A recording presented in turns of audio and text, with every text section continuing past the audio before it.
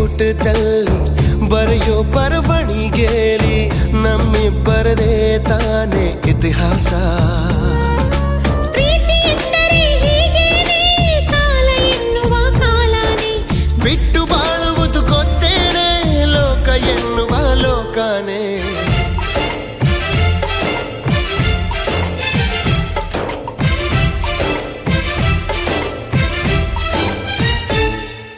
ನಿನ್ನಾಣೆ ನಿನ್ನಾಣೆ ಪ್ರೀತಿ ದೇವತೆ ನಿನ್ನಾಣೆ, ನೀನಿಲ್ದೆ ನಾನೆಲ್ಲ ದೇವರಾಣೆ.